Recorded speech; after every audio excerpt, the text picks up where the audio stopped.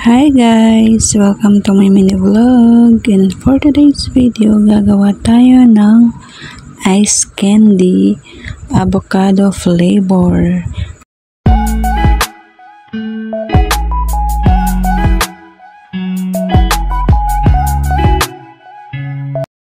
At heto na nga mga sis, dahil nga pakialamera tayo, ayan, nangialam na naman ako ng ating mini ref. Tinignan ko nga kung may mapapakinabangan pa tayo or may makakain tayo.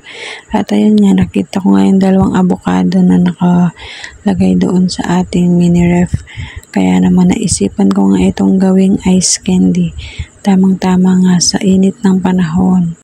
At sakto naman nga ay may natira pa nga tayong condensed milk mula dun sa ginawa nating tuna salad.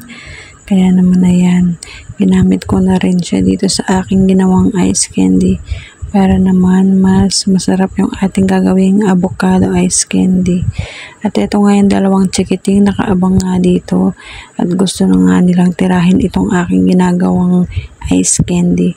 Medyo nahirapan nga ako dito sa paglalagay ng aking ginawang ice candy dito sa may plastic dahil nga may mga buo-buong avocado pa nga at humaharang nga dun sa butas ng ating embudo.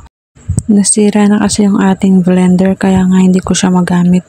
Ewan ko ba, bigla na lang tumigil yung ating blender. Ilang beses ko pa lang siya nagagamit, mga 2 times ko pa lang yata siyang nagagamit, tapos ayun na, ayaw na nga niyang gumana. Bigla na nga lang siyang huminto. Kaya naman hindi ko siya magamit ngayon sa mga ginagawa kong ice candy.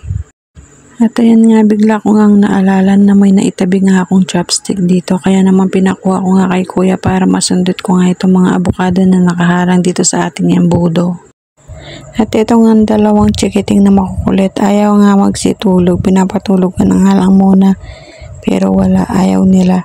Inaabangan talaga itong aking ginagawang ice candy. May nalalaman pa nga papito-pito at pakanta-kanta tong sa bunso. At patingin-tingin pa nga dito. Kunwari lang yan na paganyan-ganyan, pero mamaya-maya niyan kukuhanin na yan kahit hindi pa nga malamig. At ito na nga guys, fast forward na nga tayo. Ito na nga yung finished product natin na avocado ice candy. Konti nga lang yung aking nagawa dahil nga 2 piraso nga lang yung ating avocado. At ayan nga, nailagay ko na nga sa ating freezer. Thank you for watching guys. Bye!